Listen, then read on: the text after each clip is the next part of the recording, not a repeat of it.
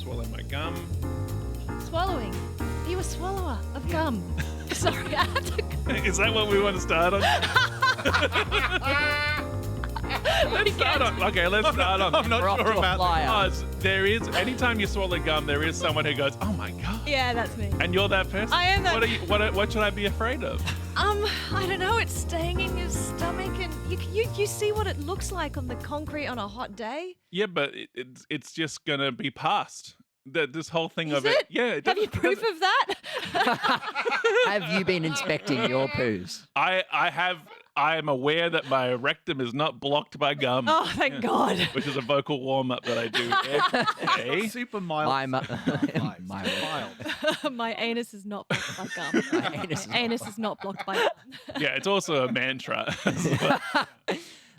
That's a t-shirt idea, by the way. Yeah, we're already into content. Team, guys, let's do this. A business idea. Yeah. Now, we're doing a group episode, so what's important for these group episodes is that people attune into these different voices, how they ever going to differentiate between these three guests that I have. Let's start down this end of the table.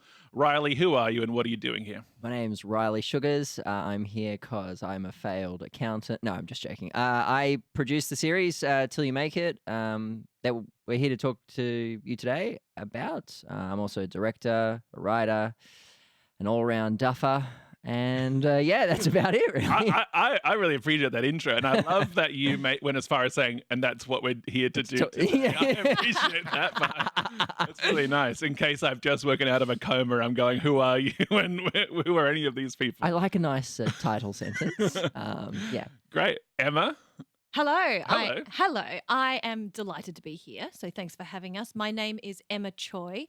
I am an actress in Till You Make It. Also one of the co-creators of Till You Make It. I don't know. I think I'm The also fear one of the... of being allowed to keep talking. Yeah. What do I say know, now? I know. Now what? Now what? Yes, also one of the producers. Who were you before this show? I also an actress. I would hope. I don't know. I work as a public servant sometimes. I'm giving everyone this existential crisis in the intro. Explain yourself. Explain yourself. Phillip? Yeah, hi, my name's Phil. Phillip Hayden.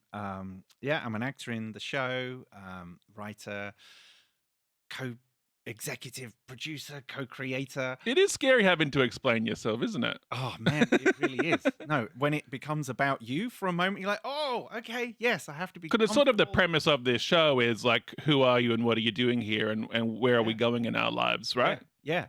Where did the inspiration strike? I mean, is it not obvious?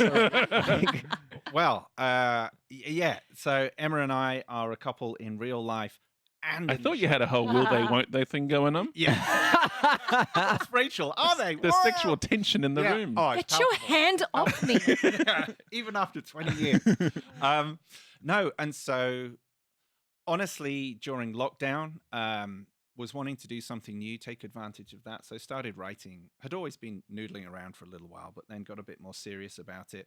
Was showing Emma, she really loved it. She threw her ideas in there. Now, let's talk about that, Emma. That's a scary moment for a partner, is someone going, here's my art. What do you think?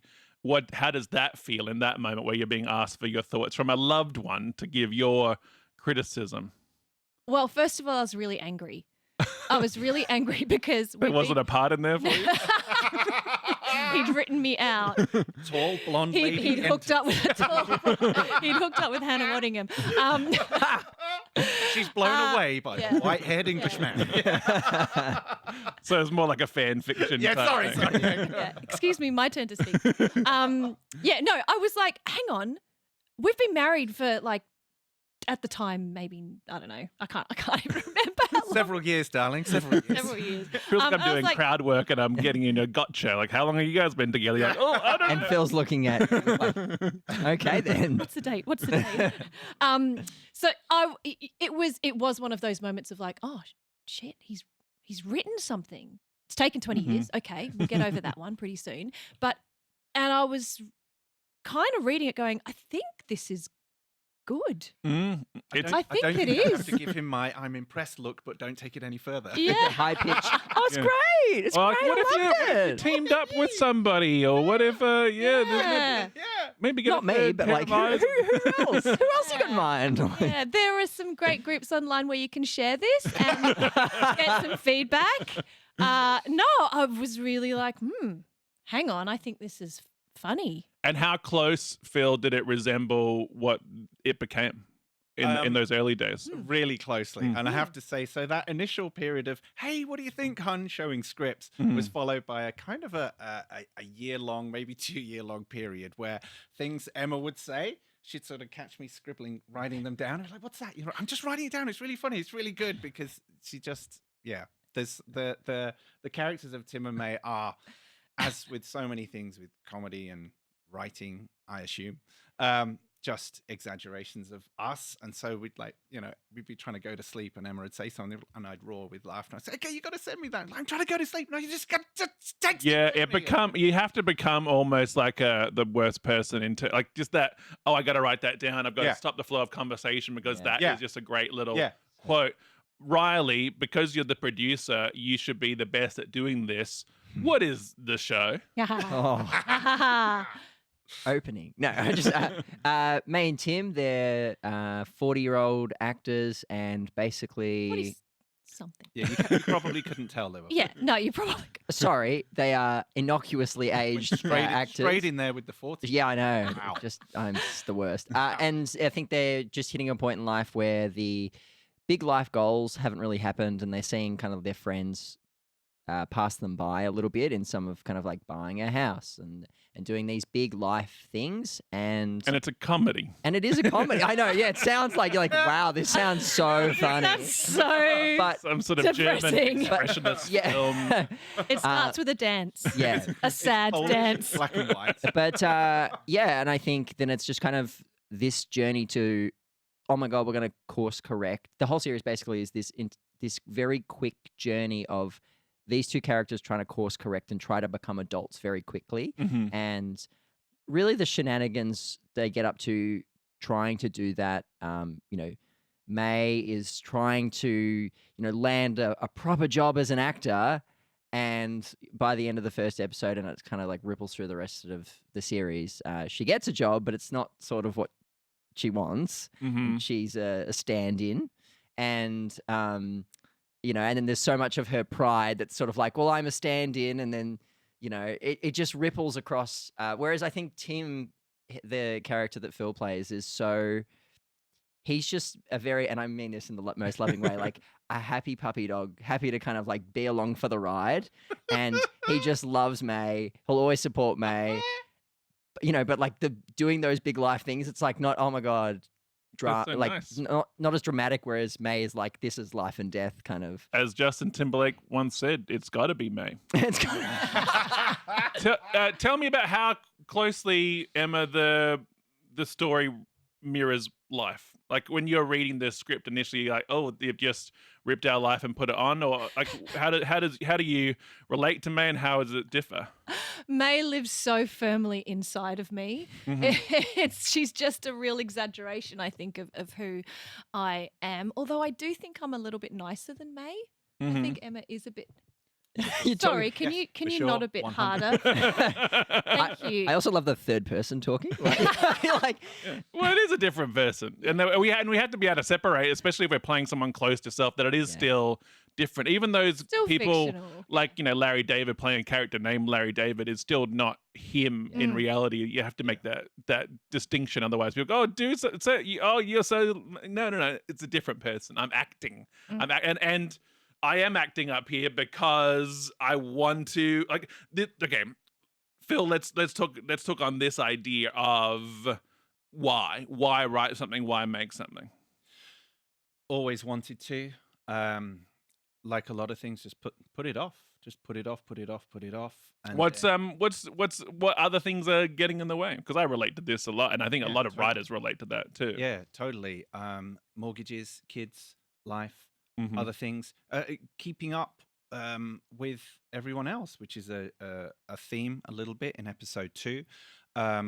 Because let's tackle that idea of of life stuff happening, because I think we have to give ourselves grace to recognize what is literally in the way and what is taking importance, and then what is imagined, what is anxiety, what is stress, what is I am literally procrastinating. So tell me about your relationship between, okay, this has to take priority, I have other stuff going on, and Yep.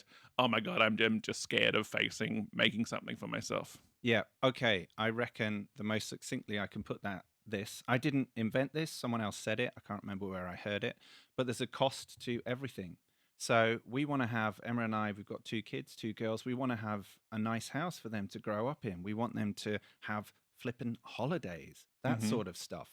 So Thank you for censoring yourself. yeah, Yeah. if we do if we do that, then there's a cost. The Mhm. cost is with our art, with progressing a series, with doing a self-tape, with working on our websites. And I assume Okay. you remind them of this all the time, of We like, try if to. it weren't for you, I would be. Just really stick the boot in. Yeah. But that's how it. And so you're juggling, and so you constantly juggle and try and beat one area of your life into the Mhm. shape you want it, and then you quickly jump onto the next and try and beat part of that into the shape you want it, and then onto the next, and then onto the next. I think that's fair, isn't that? Yeah, I think so. Look, and they're at home at the moment doing chores just to make amends for Yeah. what they've done to our lives right now. Yeah. Yeah. And part of the chores is our eldest watching Gossip Girl with the subtitles on, which is what Ugh, young young people. people Oh, so they're old enough to know what a podcast. How old are your kids? Hang on, don't That was judge a us. They're at home alone right now. 13 and 12. Oh, that's fine. That's Yeah, fine. yeah, But, no, that's fine. yeah, hey, shout out to them if they're curious about what their parents are up to and they've downloaded the Comedy Writers Group. It's lovely to have some young listeners. Don't worry, we'll make them do that. It's okay. So therapy is in what you. Yeah. Well, Oh wow. if they want us to pay for it, it has to happen in the next Yeah, 6 sure. years. Well, Emma, I want to talk about the concept between having time and making time, because I think a lot of us will say, oh, I just don't have the time. And for whatever that it might be, for me at the moment, it is my screenplay, but it's also exercise is going, oh, I just have no time. I just have no time. And then last week I managed to go for a run 3 times, 3Ks. Oh, good not a on you. brag, Well and done. went, oh, turns out I did have that time. Yeah. I just had to make it. What's your relationship between having time and making time for things that you're interested in? Yeah, so there is a cost, but actually the reward is so great that you do it. So just as an example, last weekend was it last weekend? I don't know. Time is so crazy at the moment, but we had this huge weekend where it was before our series launch, which happened on the Wednesday night. It was also my mother's 80th birthday party, which we were hosting. Yeah, wow. And we got through between us 5 self-tapes that we had to shoot. Oh no, they always on come at that the worst weekend. times. And I was in like, 24 hours. in 24 hours, we're Wow. like, One after the other. fruit tingle. That's just in case my children do actually end up. But we made time to do all of that. It's impressive what you can be capable of in those moments. I didn't go to my group PT session though. Something gets And sacrificed. that did get missed, but there just was no time for that. And then the day job, you got the day job on top of that. But you just do it, and it feeds something in my brain as well if I'm working really hard on something. Well, that's important, is Yeah. the day job, because a lot of actors don't talk about it for all sorts of reasons, one of which is sometimes romanticizing the idea of, oh, all I do is act and don't think I do anything else, because you might not think I'm serious about this. So what does a week in your life look like, Emma? A week in my life looks like Monday, usually a PT session. Just want to say that out loud. You sound like you live in Brighton. Yeah. I know. Get my no. This is you can't see, but this is the first time I've had my nails done in about, I don't know, 7 months. That was for the launch. A Tuesday, Wednesday, Friday, I do my day job, and I actually really love my day job. I feel it's. And really what is important. it? I work for a statutory body called the Commission for Children and Young People. Oh.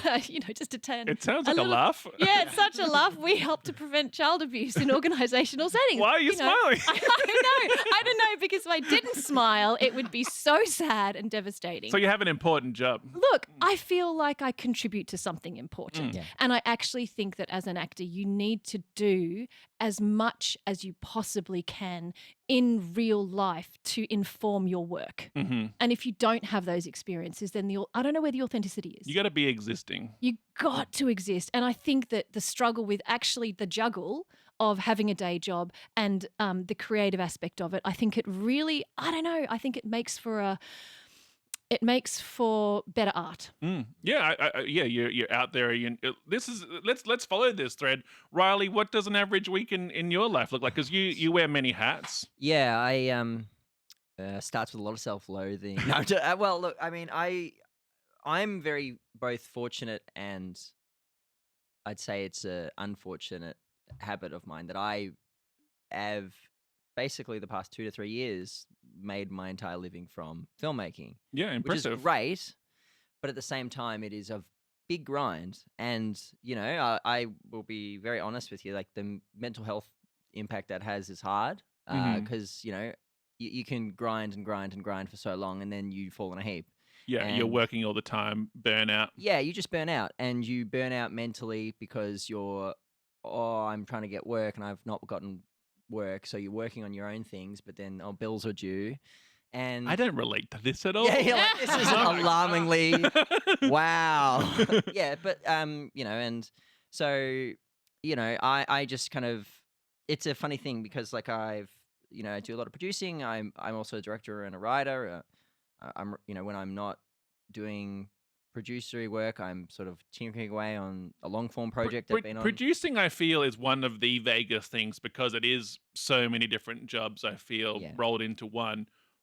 Just explain to the listener, because I actually know I'm a genius, but like explain to the listener, like they're a 5-year-old, what does the producer do?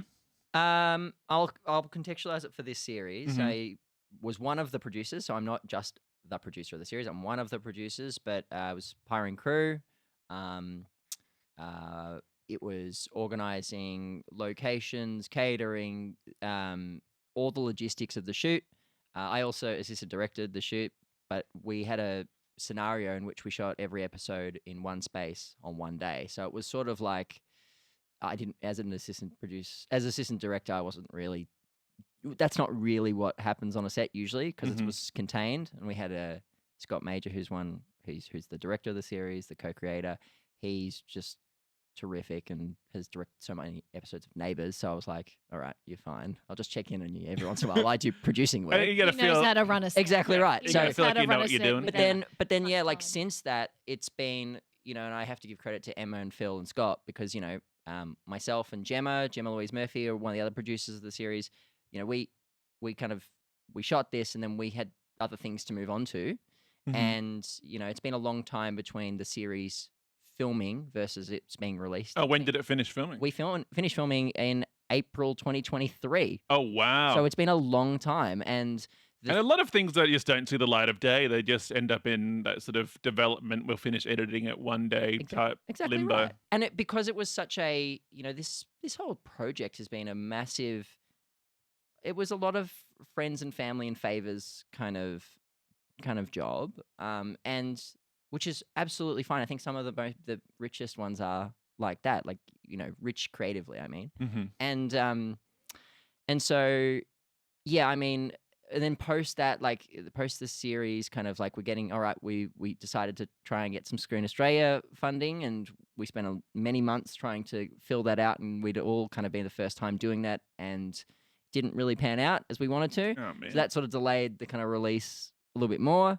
How much could you copy and paste into a application for me? I don't think you want our application. I mean, myself, because it didn't happen. oh. And I mean, we can talk about like I think the for me anyway, the elephant in the room. It's just my elephant. Is the money? Yeah, right?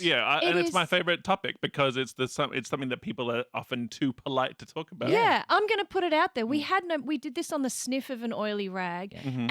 and But to any listener, a sniff of an oily rag is still a lot of money for what we did Mhm. because And for some people, a great weekend as well. exactly right. Like what would I mean? I don't want to say figures if we don't want to say figures, but a nice car's worth. Let's put it that way. went into making this series. An average. An average. cast. Okay, sorry, an Yeah. average Holden cast. Barina. Yeah. So I'm But picturing. You. And maybe just a couple of years old. yeah, and Not then, straight off the lot. No. yeah, and then like some actors basically doing it for some very high quality actors doing it for a very low fee. Mhm. Of Like we tried to pay minimum. Yeah, though. we I tried mean, to pay, like we did absolutely do that because Try we not are, to take the piss. we Exactly try right. really hard not to take the piss because that's something that it's so hard here in Australia that we don't have the backing of Screen Australia on something like this series, and I feel like they maybe regret their decision. Great. And then Oh! the next application, becomes proof of concept. You have that Yeah. now. Exactly right. Yeah, And that's right. it's a jumping board. I mean, and I think we're I think really lucky to have Scott Major, who's one of the co-creators. He directed the series. He one of the producers, and he's also one of the actors in the second episode. He says some horrible. His character is a words I'm not allowed to say. I want He's to also cooked. clarify as well because we have a range of listeners to this from the stand-up world and all sorts of different backgrounds and interests, is that actors are often the first people to be asked to volunteer their Yeah, time. exactly And right. everybody else will be, oh no, well, you need to be paid for it. It's like, oh, well, that's weird. What? Absolutely. Let's come back. Flipped I had that. to We c- flipped that Yeah. myself. Oh, that's so nice. that's what we The wanted. caterer was just asked to, figure I had it this out. exact scenario happen with a short film I did a few years ago where I had an extremely high caliber actor as the lead and a up and coming comedic actor as the dual lead. Mhm. And it was a scenario of the very high caliber actor told me, I don't want you to pay me. This is not why I'm doing this project. Just make sure there's some good chocolate biscuits on the set. Great. So thoughtful. And when there wasn't. And when there wasn't, the backhand I got. But the second actor who was a very up and coming actor, he needed that money Hmm. and at the time, and he'd had such a great experience that he was trying to give me the agreed upon fee back. And it was so minimal Yeah. because he obviously it was so much more enriching for the experience he had rather than the financial. And I said, no, I'm going to be looking at your face for the next year and a half to 2 years of my life in kind of the cut and the promotion and the distribution of the film. Can't you see what's happened? He Charlie bucketed you.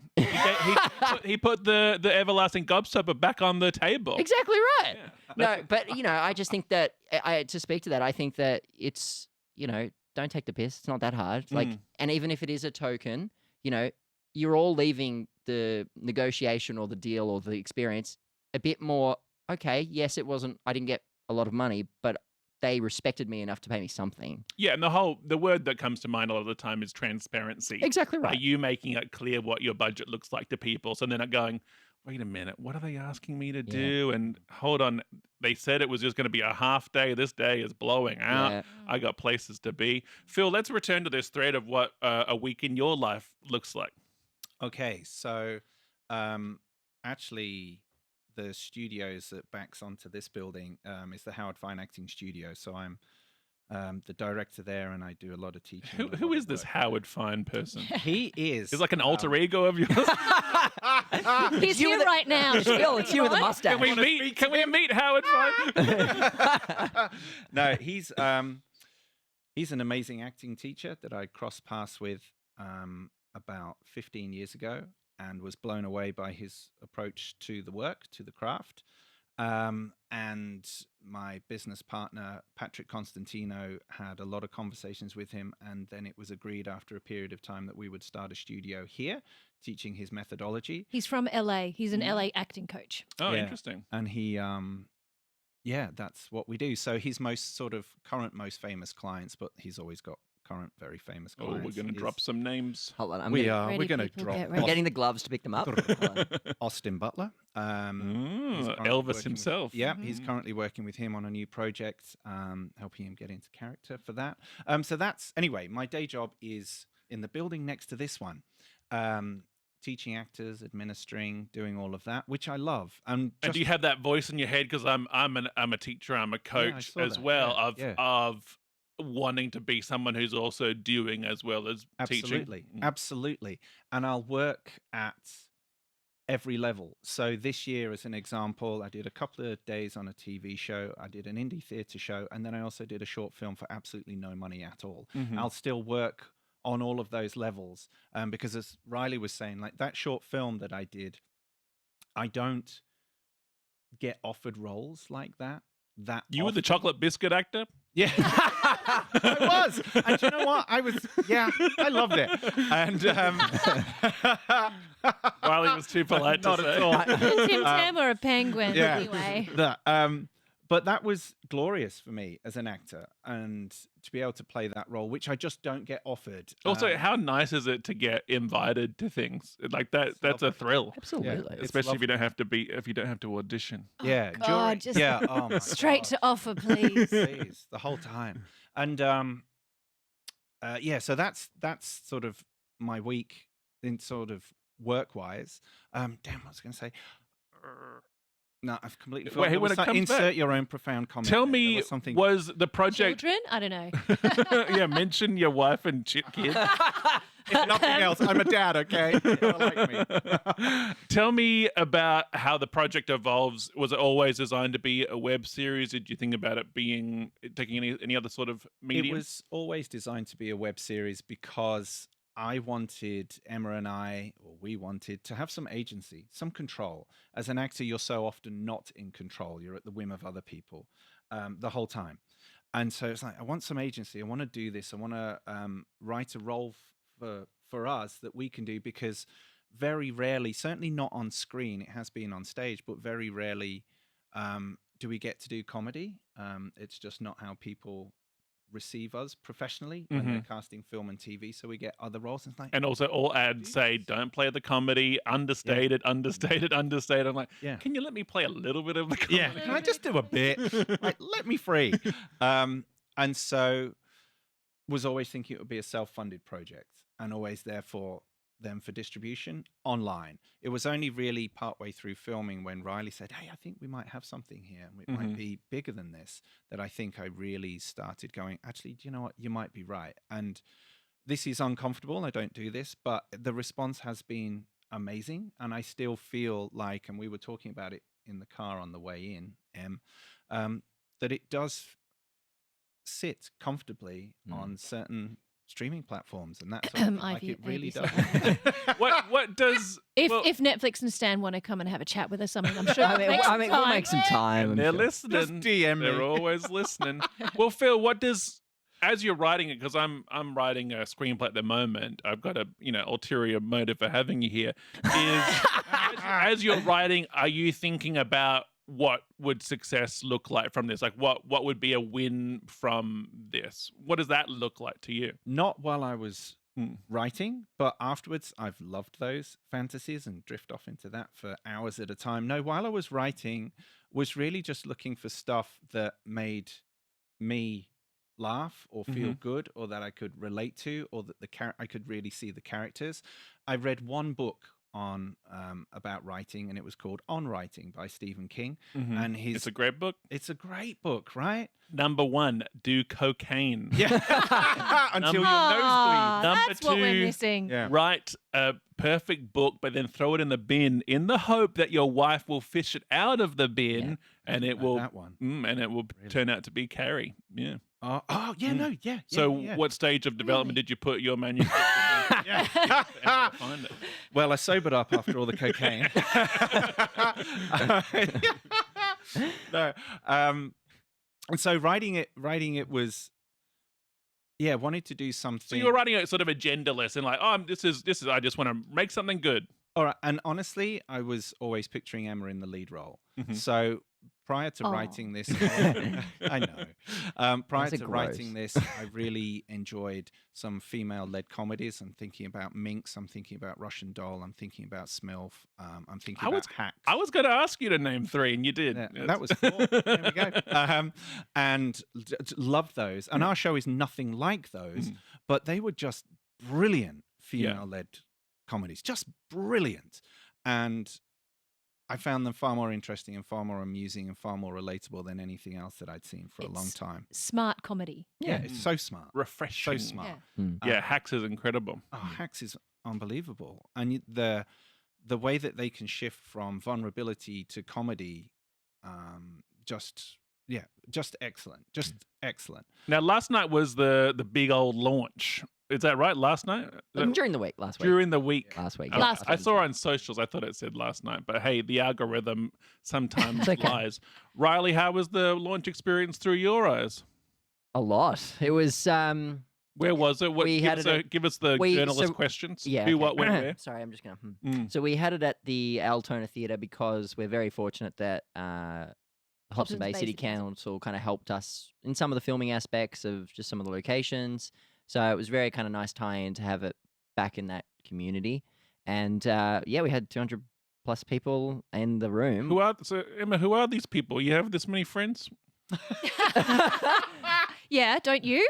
Was it, or Phil, were you guilting all your past students into like, There was about about 60 students in the room. It's like, hey guys, I need you. that's the hope. We also live in Hobson's Bay City Council, so we wanted to make sure that there were lots of people who are in our local community who could come as well, and they did, and they loved it, and Well, that's a terrifying moment, Emma, Yeah. of like waiting for people to laugh and stuff. How was that? How was it Oh. receiving it in an audience? that made my tummy just turn. Then genuinely, I just went, oh, that feeling of sitting there, waiting for people to laugh. Just waiting. And then they did. And they laughed at really surprising things that, might be a throwaway thing that we've laughed with, each other about. I'm looking at Phil here. But it resonated with people. And also the comments that have come to me and us and all of us on social media and people naming their favorite bits in the series. Quoting it. Quoting it has been really unexpected. Yeah. I thought that people might generally quite like it, Yeah. but I didn't fully expect for people to relate to it as deeply as they have. And it also is evidence that they were paying attention or that they watched beyond just like liking it and going, oh, yeah, good on you. Yeah.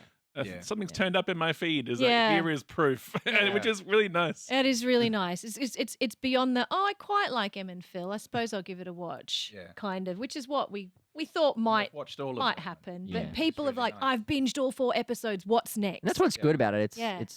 because it's not like a TV show. It's 4 15-minute episodes. It's an hour. I said to Scott and to you guys on the shoot, I was like, guys, we should just because we shot this like over 2 weekends, which is crazy. Really? Is that just 4 days. 4 Wow, days, that's which is huge. crazy. I said, guys, we should just do another weekend, and we've got a feature film. Like, let's do it. Like, but yeah, I mean, to speak on that, like, it's nice when it's not just friends and family, and you get randos messaging you because it's like, all right, well, it's reaching out to more people than that, just us and our network. So, yeah, I mean, surprising? yeah, trust me, Well, it is because, this is people are making stuff all the time now, and it's hard to even have the guts to go, I'm also going to make something because you go, who am I Yeah. to make a thing? And what I loved is as well that Emma in particular, because she's got more friends than me, but we really did invite people that we know from the local area. So it wasn't just, an industry event, industry talking to industry, which a lot of things can end up being in Melbourne, being the size we are, that we're doing stuff kind of for our mates and, a wider public. Becomes a little circle jerky. It does. It Like a does, little, yeah. without any The echo criticism. It's chamber. just what the industry is. It's You just come out into size the of it. lobby and they're just talking about, well, I'm actually working on my screenplays. We're Yeah, like, Marcel, we get it. You have a screenplay. Yeah, that was your turn. Wonderful. Soon it will be my turn. Yeah. Yeah, right. How do I make this about me? Yeah. which I think the episode 1 speaks exactly to this exact point. Yeah, We've got yeah. Damon Walsh Howling plays May's boyfriend, and it is that attitude incarnated. It's Yeah. exactly that. Yeah. We are disgusting people, us actors and creatives. Remember, just like you were saying, when it started though, and we're waiting for people to laugh, there's an English comedian, which you may know, you may not know, called Spencer Jones. You know Spencer? I'm familiar with his work, yeah. Right, great. And I saw an interview with him, and he's a particular type of comedian now when he performs live, and he's got loads of props and loads of stuff. For those that don't know who he is, and it's not like it's a stand-up gig where he can change the material partway through. It's no, this is it. You're going to get this one sequence after the next, because it's all prop-based comedy. I can't change it in the middle of it. So if you don't like it, you're going to be there for an hour, and this is going to be tough. And that rushed through my head when we were watching it, waiting. You can't hit the fast forward button. And go, it gets good in the next. Yeah, exactly. Episode. Just wait. It's going to get funny. And if you don't like this, then the next joke's about someone's bum or something like that, and you're like that. No, this is it. Here we go. It's very interesting though you say that, because like the scripts are so close to what the show is, and that was purely on a time constraint. Like we had one day to shoot 15 Are you saying minutes. I don't get to do the classic interview thing of going, I heard some things were improvised? On this one, there were little bits, but not like I've worked on projects where like almost half the script's completely improv, and this is not that project. I think we're also over it. I was watching The 40-Year-Old Virgin recently, and it's a fine film, and it certainly had a time, but those movies where people are just improvising at each other. Another example, Bridesmaids I was watching, and it hit me that because they just frame up the actor and go riff some lines for a while, and then they frame up the other actor and go, now you riff some lines, it means that they're not actually talking to each other and they're not actually reacting to each other's improv if they're not doing a wide improv shot. So it just made me go, oh, they're not talking to each other. Yeah. They're not actually in the same place. So I think it's really nice to have nice, rich dialogue and directors that go, or screenwriters that go, no, I really like what I've written. I think you should say it. And it's because it was well written. Like, Scott came to me with the project, and I knew Scott as just through socially, and I'd sort of kind of helped him. I was like a festival assistant, and he was an MC, and so I just sort of like was an assistant to him on something. And he came to me and was like, and pitched this project. And I was like, for the time and the amount we had to do, I basically told him to go F off. And then I thought about it for a while, but because he's done I mean, every hero's journey, you got to refuse the call. Yeah, exactly right. But yeah, sure. Someone studied theory. I've read on writing. But because Scott's done so many episodes of Neighbours, and like he's directed 200 plus 300 plus, and I was just like, who hasn't? Yeah. I was so like, actually he can do this, okay. And then he was just, like, with the conversation I met Emma and Phil, and I think I was a bit nervous to meet you guys, and I met you guys. You should be. Yeah. I'm obviously. intimidated. And I was like, okay, you get a vibe.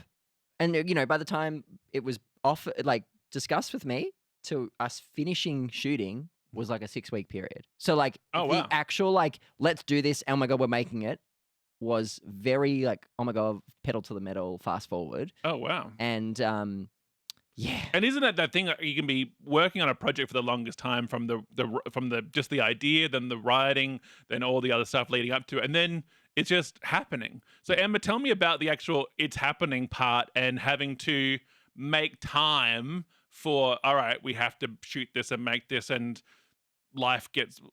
some life has to continue, but then other parts of life are put on hold, and all the comedians listening really relate to things like in a 6-week period, which are things like festival time, when it's like, all right, this is now my world. So how was that experience to just go, now I'm doing this? It was amazing, and what I want to do always. Mm-hmm. And I think that's something, Phil wrote this, I think, amazing script. And I know I will come to your question in a second, but I want to jump back to the script itself and how solid it was, which is, I think. We get it. You love your husband. I know. Maybe love his scripts a bit. No, I'm kidding. But we got our actors on board because of those scripts. Mm-hmm. Totally. We sent them to them. They read them. They said yes. Yeah, if they're going to do it for minimum or volunteer or combination or whatever, the work has to be attractive. Exactly. And so they were like, yes, this is funny. Let's do it. But now back to that 6-week period, it was wild, and whatever needed to be put on hold was put on hold. Mm-hmm. Still doing the day job. I think went to work on the Monday after the shoot, and But it like was with sunglasses, So say a bit of a laissez-faire attitude. Yeah. No, because we were shooting on weekends. weekends. Yeah, of course we shot on weekends because we had our day jobs to continue doing. So, but it was a huge amount of work for that 6-week period. And you calculated there's enough episodes of Gossip Girl to babysit your kids. Unfortunately, they were just a little bit younger, and we really couldn't leave them home alone at that stage. So they were with Grandma and Grandpa for the weekend, which is good. Because the first episode that we shot, which is actually the 4th episode, is in our house. And our house looks so much like a nursing home yeah, the that whole- we like the can whole- shoot in it. Yeah. Which is the location for the 4th Which is the location for the episode. 4th. For if any location scouts are listening and they Yeah. need a nursing home. Scott even had someone watch the series and like, where did you get that location? The 4th episode. And no, that was the Where'd you get that the sad Yeah. place? yeah, that was their house. It's like, oh right. Well, where did you get the furniture? No, that was That in the was house. also in the What house. about even that in the back? Yep, that was it. Yep, it was all in the house. It was carbon We had to do copy. no set This looks like a dressing. care home. Yeah. That's quite And that's our quite amazing confronting. production designer, Yeah. Nina, did a terrific Oh, job. dear God, she's and amazing. You know, we had 4 episodes. One's in a nursing home, one's in a bar, one's in a bank office, and one's in a art gallery. Mhm. And for the budget and the time that she had to prep, did a terrific job. So How many crew are we talking? about 15, I'd say, Yeah. 20 at the max. Like Yeah. we had a, and this is the thing. It was like, it's a lot of people who like if some people were bringing specialty skills and gear, we had to make sure they were compensated. But there was just a lot of favors I had to call in, and you know, very grateful to all these people who just like, oh yeah, I'm gonna, you know, I had one of the guys who's on this shoot. He was doing a feature film in the country, and then would drive 2.5 hours home at Friday night at like midnight, and then be up and on set at 8:30 with us, just to give us a hand. Oh wow. Like, so That's why they call him the best boy. yeah, and that was his job too. So he was the best boy. No, yeah. So just super grateful for all these people who just contributed. I want to circle back to this idea, Phil, of these characters who are wondering when is life going to begin, and you know, what's next? What am I doing? I want to come back to that idea of relating to these characters, and as creatives, feeling as if, okay, because my wife is also an actor. I relate to this a lot, of that idea of what are we doing? Are we doing enough? Have we made it? Are we making it? Yeah. What does making it look like? So Yeah. tell me about where you relate to the characters and your own relationship with making it. Well, it's everything. All of the struggles of the characters are completely based on truth. I have much better perspective on it and a much healthier relationship with it now that I'm in my 40s. But I remember in my 20s, you know, the success that came, and then when it wasn't there, that burned. You know, that was Mhm. strong. Like going through your 20s as an actor and booking gigs and not booking gigs, you just feel that so much. And thinking that one gig might lead to another thing, and then Totally. it doesn't. Totally. I booked a movie when I was in my 20s, and it was produced by the same producer that did The Piano, and it was Mhm. another World War II story, and it was a really good role. Was it around a different instrument? Yeah. Once you're onto a good it's- thing, yeah, you know. that was a theme. The viola. cellist. Oh, I like that. The cellist is good too. And then that project completely fell apart, and Mhm. I wasn't in that movie because it. But never got made. did you start envisioning? Yeah, exactly. And I projected what that could do for me, but I was immature because I'm old enough now to know that one gig, yes, it can change your life, but it probably won't. It will probably just be that gig, and then you'll move on to the next one. So sort of, if I can jump a bit, I remember during the writers' strikes in LA, there was a guy that was picketing somewhere, and he was being interviewed, and he said, "I'm a blue collar actor. This is what I do. This is my bread and butter, but I'm not at the top end. This is what I do here. I'm supporting roles. I'm this. I might be doing loop group for a while. I might be doing something else, and then I'll duke it out in another area." And I really related to that guy. I thought, yeah, I get that. I'm you. I'm not this, or most of us in this industry aren't this big glamorous thing that people think it is. And even if you do end up on those jobs and it's about you and you're the main role, it's still not glamorous. It's still a lot of work and a lot of vulnerability. But I wanted to. No, I've completely lost the question. But I want to emphasize this idea as well, because I heard the same thing in the writer's strike, which was people think when they hear actor, they go, "Oh, well, why are these guys complaining? They're all millionaires." Like, no, no, No, no. So not at many all. people and so much crew are just working class people that are just trying to get by. And some of us live in a nursing home. Yeah, Yeah. exactly. Yeah. Which, cutting out, you're already on the right track. You're ahead of the game. Basically, you've skipped all these lives and you've just gone to the end and be like, well, I'll just live here. She'll be right. Emma, what's your relationship with that crisis as an actor grows and goes, oh, is this what I envisioned things would turn out this way? And am I happy with how things have turned out? Right now, I'm ecstatic right now because I'm sitting here. I'm being interviewed for a series that we've made and we're in, and we are the leads in, and they've got a Chinese Australian as the central character. I mean, yes, it's amazing. I love that. However, Phil, you're Chinese Australian? I bury the lead. it's a lot of hard work, and we're resilient, right? We've stayed in it. We've done those one-liner jobs Mhm. in that, and really been proud of them as well. And I think we have to be proud of the one scene that you get in the Apple TV series that is yet to come out, Dispatch later this year. Yeah, That you can't delay happiness. you can't delay. Yeah. You can't delay it, and I think that you have to celebrate every single win that you have and keep working at it. The similar story to Phil with when I was in my 20s living in the UK, I got myself in a feature film that did actually shoot and was filmed at cinemas. It was an Irish feature film called Speed Dating, and there were amazing people in that. And I thought, this is it. I've done it. I've made it. And the jobs are going to roll in. Mhm. And they didn't. And they didn't. I think You it's went that- in Speed Dating 2, Cruise Control? I was not. Oh, that's a Very shame. sad. And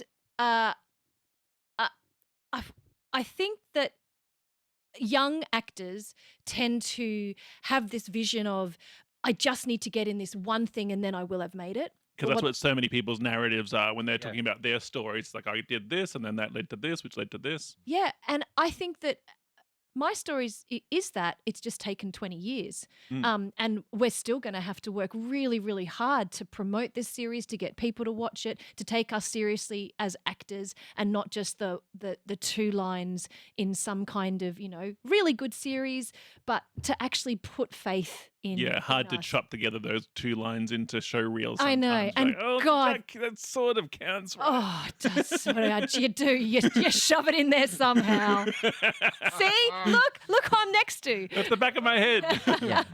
Tell me about why, like a lot of people when they're talking about web series, is going, okay, now I have proof of concept. So for my next grant application, I've got evidence that I've Yeah. done stuff. What's going to be a good use for this for you, Emma? For this, I want a good use of the series selfishly is to leverage to get myself seen. I do get seen for things, but considered properly. Mhm. So hopefully this series will give weight to those auditions now that do get sent through. We do want to leverage it to get some funding to shoot the next thing. Mhm. That's what we want to start working on is where May and Tim end up next.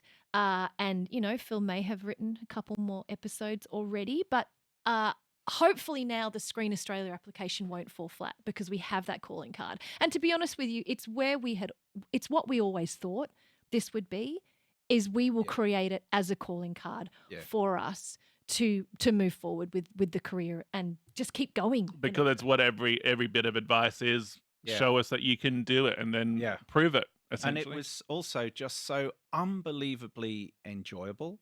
We've made wait, this can be fun. Yeah. Wait, what? It doesn't have to be taught. What? Yeah.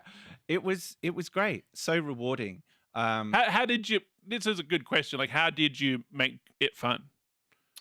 Because just that feeling of, Yeah. oh my God, we've asked a lot of favors, we got a lot of money in this. Yeah. I've been thinking about this for a long time. It can just become a stress demon. So how do you make it On the fun? days of shooting, because Riley, Gemma, and Scott had pulled together such amazing people, it could just sort of stop. And when I wasn't filming or required, just look up and enjoy it. And there were days, no joke, there was be 50, 60, maybe even 70 people, because we had a lot of background on some days, people buzzing around, taking this script seriously, even though some of it's extremely adolescent, but looking to do the best job of it that they possibly could. How could that not be enjoyable? And if we And knowing that you were responsible for it, like, oh, I Absolutely. told people to do this, and now Yeah. they're doing it. Yeah, and watching Nina turn up with stuff for the art gallery that is so funny and so on point, and you go, you've sat down and you've considered this with all the skill and passion and enthusiasm that you have, and you've brought part of yourself to it, and so have you, and so have you, and so have you. That was unbelievably enjoyable.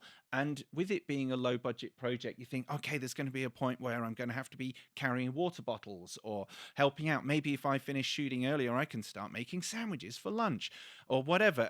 But everything was so well done that I never had to do that ever, and could just sit and enjoy the moments with a massive grin on my face, watching the monitor or looking at a split somewhere and going, that's brilliant. And someone nailed this line and someone nailed that. And that was excellent. Just Like Ant doing a Candice. great job shooting it. Like Yeah, it looks Right. amazing. It looks Looks brilliant. beautiful. So Amazing. yeah. Like Candice, who is or was one of the leading roles on Neighbours, she came in and did a role for us on a day, and she's brilliant. During the rehearsal, she nailed this one line. I was like, I don't want to tell her how brilliant that was in case it changes by the time we shoot, but that was amazing because we did rehearsals a week or two before we shot. Mhm. And then on set she did it again, and I'm just like trying not to laugh out loud too much to ruin the shot because it was so good. And then watching Kim Valentine and Emma here do some really heartfelt work, I'm like, is it just me or is this really moving? I think this is good stuff. Yeah, like it's really good Yeah. stuff. And watching go, it is good stuff. Holy crap. you know, How do you? amazing. What is it to be an actor and writer, but not the director? Was that a challenge? I loved that because Mm. I would be comfortable directing theatre but not screen at all. I don't know the machinations of the mechanics of how to make it work. Mhm. Yeah, so So that was great. there wasn't a And- temptation to go, oh, that's not exactly what I. No, not at all. Plus Scott is amazing. And I remember there Neighbours is was- one of the funniest shows. I remember we were shooting in the bar, and this is, before I tell the story, I'll say I can, this is probably 2 or 3 moments smashed together. So my memory is unreliable. So take this with a pinch of salt, but this is how my unreliable memory remembers it. So we're shooting in the bar, and I reckon we've got maybe 45 minutes left, maybe half an hour left. But I and Scott and people were having conversations. It's like, okay, we needed these 4 or 5 shots. We definitely do not have time to get them. And we have a hard exit. They need us out at this time. There's no flexibility. And I saw Scott step back, go through his mental like filing cabinet and go, okay, what have we got? What have we not got? What do we need to tell the story? Went ding, ding, ding, ding, ding. And then turned to the crew and went, right, you're going to start here. We're going to be on the track and you're going to move in. And it's going to go from a 2-shot to a single. Shawkat, who's doing focus pulling, can you do that? Because that's going to be hard. The camera's going to be moving. You're going to be shifting from one person to the next and back. Great. And then we're going to do it here and we're going to do the same. And we've got 1 take each. And they did it. And it's one of the most emotional scenes in the entire I think production. some of the best acting in the Yeah, whole absolutely. series. They had 1 shot each, and each shot went from a 2-shot to a single, then to a proper close-up. And he was just going to cut between them, and he got what we needed, and it edits, and it's brilliant. And it was sort of like, okay, cut. Ant, who's the DP, did you get what you need? Yes. No wobbles? No. Shawkat, did you get focus? And he went, yeah. And I was like, okay, pack down. And then we were out of that space in about 10 And that's what you get for having a soap director as well. Yeah. They know what efficiency looks Yes. like. Yeah, Exactly right. So in terms of him directing it, felt so safe the whole time. Plus, and I know we've said it a lot, he's like this awesome human being who's so fun and energetic and buoyant to be around and happy and leads from the front. And something he told me once that he was reading or saw an interview with a director, I think it was Christopher Nolan, and he said it really helped him because Christopher Nolan said, the sooner you realize everything's your fault, the easier it will go. So if that isn't lit how you wanted it, it's not the lighting person's fault. It's not the gaffer. That's your fault. If the frame isn't how you wanted it, it's not the DOP's fault. Don't get cross with them. It's your fault. You didn't explain it well enough. And so he leads with that way. It's never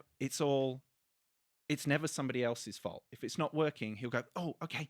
And he'll try to fix it. And that is gorgeous to be yeah, around. That's he's got to. exciting. Yeah, He runs the happiest sets. I've been on set with Scott quite a lot in various different things that he's done. Darklands, Yeah. Riptide, Neighbours, I was Till going to You say, Make you It. keep referencing 2-line roles. And I was like, you had like Okay, 6 okay, episode arcs on Neighbours and all sorts. That's a Emma's good done husband, loads isn't of it? work. It's- Like, Hun, talk Ah. about I'm not yourself I'm not going to let the better. people walk away from this. Yeah. Emma Choy comes in and says, "Here's your parcel." And That was you? It was me. Whoa, okay. Something that Kim Valentine doesn't know is that very, very, very early in my when I was just starting out as an actor, I think I was 19 years old, I did do some extring work on Neighbours, and it's a thing that I took away because I gave Libby a folder. Wow. Parents good. were news, and I never told her that. I should. That means you actually influenced the show in some sort of way. Yeah, exactly. I love that. I mean, Well, yeah, Scott. I mean, just to speak on that, like, Mm. I wouldn't have done this job if it hadn't have been Scott who asked. Because it's a bit rude. no, That's I'm true. no, it's actually true. Because it's because I hadn't met Phil and Emma at the time, but you know, Scott's the kind of person who will go and shake everyone's hand at the end of the day, every single day, and thank every 70+ extras for their contribution. So that it's a very you know, I direct sometimes.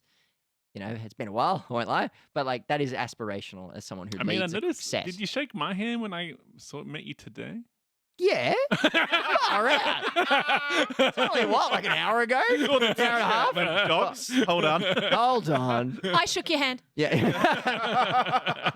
No, but I love that. And we got to surround ourselves as well. Like for the listener, you said you're 28 years old, Riley? Yes. I Yeah. am. So like, yeah, you have that. You know, oh, I want to be part of this, and we talked about your 20s and what they're full of. Oh. Is like the what ifs and the maybes and the could be's, and the big one is connections. As we round out our time today, Riley, what's coming up for you, and why should people check out this show? Well, check out the show first and foremost. I think, you know, I've actually been a part of quite a few productions that you're like, oh yeah, it turned out all right, and you just sort of like, okay, great. You do your kind of standard social media post, and you're like, It happened. it happened, Yeah. and great. This is a piece of work that I think just feels very whole, and it's very rare because I've been a part of a lot of productions where even my own stuff where I'm like, oh, you know, I'd still change this and this. I feel very comfortable how this has landed and sat, and it exists in a nice, beautiful space. And I think it's just really relatable to anyone who's in the creative field, who's just pushing that boulder up the hill still, and will always be pushing that boulder despite, you know, cost of living crisis, and your parents still going, you're an actor and you're not in this? Oh, okay. So how's, you know, serving fries at McDonald's going? You know, like that kind of attitude, I think, you know, it is a very hard thing to be in this field, and, you know, to stay positive and to keep pushing that boulder up the hill. And so, yeah, I mean, that's why I love this project so much, because it speaks to that in a narrative sense, but two, it embodies that in how we made it. The first party. Oh yeah, I mean, you've nailed the answer. I mean, to answer the first part of your question, I'm currently writing a feature with my mate Jackson Tozer. I'm going to plug. He's got a show called Ghosts, which just came out. He's one of the ghosts in that. I'm producing a feature film which should be coming out soon. We're just waiting for a festival release. Yeah, so I just got a lot of things so on the many cooker. things happening. That's exciting. Yeah. That's great. Emma, I mean, Riley sort of nailed it, but yeah, why in your mind should people check out this show, and what's coming up for you? Both really good questions. Thank you so much. People should check out this. What surprised me is actually how many people across all different walks of my life, industries, actors, creatives, and also just the mums and dads who are part of the primary school cohort that I hang with. It's really spoken to those people as well. So we're talking in the car on the way here about that show, Call My Agent. Oh, the yeah, French. yeah. It's so wonderful. And what I've loved about that, which I think is similar, is that it's about the industry, but everybody can relate to it and find it funny. And I think hopefully one of our fears was that people who were not in the industry would not relate to it. And so I actually think that people have related to it who are not in the industry. That idea of, I'm a midlife crisis. What am I doing with my life? It's a relatable thing. No, absolutely. You know, and we had police officers come to the show who were friends. They weren't just there to tell us Bit to of keep the noise controversy. down. Risking people on the Yeah, way. yeah, it's time to leave. Who actually just said, yes, this was so relatable. You wrote us on the screen, Oh, which is really interesting. Phil, I right? think you did a bad job. You're Yeah. supposed to be about actors. But Yeah. so like, So I just hope that people keep watching it, keep finding it, the heart in it, which is what we really wanted to. That's something that Scott did so well, was make sure that we kept the heart in it all the way through it. And I think that is what's reaching people. What is next for me? Not a lot. which is okay. What's which- your relationship with rest? Are you okay with? Yeah, Are you okay to rest? my I can answer that. my Sort of getting a manic counselor, smile for the. my counselor, who I was having a yarn with, did say to me, because I said I've turned down quite a bit of stuff recently, and I feel really anxious about that because I've said I just don't have time, and I think it's going to really impact on either my family or Till You Make It, and so I've said no to a few things recently. And he said to me, I think you just need to have a little moment Yeah, and be okay with having a little moment where you're not actually doing. I've heard and- it's called healthy boundaries. Yeah. I've heard rumors about this. Wait, what's that? I don't know it, but I've heard about it. Yeah. After this, tell me. I want to Yeah. hear more about Yeah. this. So but I won't rest because I want to put all of my energy into making sure that this series has a life, helps us. Yeah, now you got that brutal thing of promoting I it, know, which starting is a so TikTok uncomfortable. account. Oh no. Sorry, hold on. No. Sorry, I laugh because last night Emma and Phil posted this video, which was really great. And I said, Emma, it was like kind of, we had such a great time at the screening and it was such a great experience. Come watch our show. And it was very funny. And I was like, Emma, this looks great. And she went, yeah, my 12-year-old daughter had to help me make it. And it took 2 days to make. And I was like, It took 3 days. I was like, that's why I run the social media accounts. Like, Getting paid minimum, yeah. or at least an hour more screen time. Phil, what's coming up for you, and what are you excited about with this series? Okay, I'll answer the what are you up to next, and I'll look at Emma as I say this. We're doing a theatre show together, darling. next Oh, I year. forgot. Oh my God. These two. Oh God, I'm tired. And tonight's opening night, and Yeah. you've forgotten all your lines, and also you're nude. Yeah, That's my anxiety dream right there. yeah, in the first half of next year, darling. Oh. Yeah, there we go. So we're doing a show at Theatre Works. Come and see it. It's called The Effect. It's going to be awesome. The script is flipping brilliant. What was the other part of the question? And what are you excited about with this series coming to Oh life? man, I am so excited, Marcel. Coming in here to do this has been really exciting. Talking about it's really exciting. Thinking of the journey of the show is really exciting. So many times people are saying genuinely, "What's next? What's next? What's this next thing?" It's And like, is it also okay. annoying when people ask you what is next? You're like, isn't this enough? Yeah. That is the most real thing in the world. Yeah. Totally agree with that. But it's inspiring me at the moment because I'm thinking, yeah, great. It's an really- invitation. Yeah, and we've got 2 scripts, one of which is definitely done, one of which needs a little bit more work. But since the screening, so just since Wednesday, already my brain is bouncing off stuff in Emma's brain and going, what about this? What about that? And I feel really creative again and have started taking pages of notes for moments, snippets, bits, which is really, it's getting me really excited to then finish off to have another 4 episodes. So write 2 completely and then finish 1 off and then 1's done. So I remember the Only Murders in the Building. So I remember there's an interview with Steve Martin. Or yes, it was Steve Martin. What's the name of the other guy in there? Martin Short. Right, Martin Short. And he was saying that Martin Short had left him a voice message. I've got a bit. I think I've got a bit. And just that sort of leaving him a voice message about, this bit that they could do in Only Murders in the Building. And I think that's how we roll. Yeah. Which is, I've got this little moment. I don't know where it sits, but it could be like this. And that's just really exciting. And that had honestly last year just dialed down a bit because since we shot this 2.5 years ago, everyone involved in it, Riley, Gemma, Scott, Emma, myself, we've all done List other the rest things, of them. other projects, and had to, and that takes up part of your creative energy. Like, I have to do this theatre show, I have to film this thing, and when I say I am referring to everyone's doing these things. Scott's off filming a feature now, but I feel like there's space opened up again, and with all the enthusiasm and excitement to focus on Till You Make It again and go, brilliant, let's move this Totally forward. agree. And you've done it before and you can do it again. I think that's a powerful thing too. Thanks so much for making the time today. And Riley, bring us home by telling us where people can see this thing. People can follow us on social media at Till You Make It series. And it's on YouTube. The whole series is up, all 4 episodes, 4 15-minute, very easy to watch episodes. It's on a playlist. You can just put it on. It's on a playlist. It's on a playlist, guys. On at Major Look TV. She beat me to it. Sorry.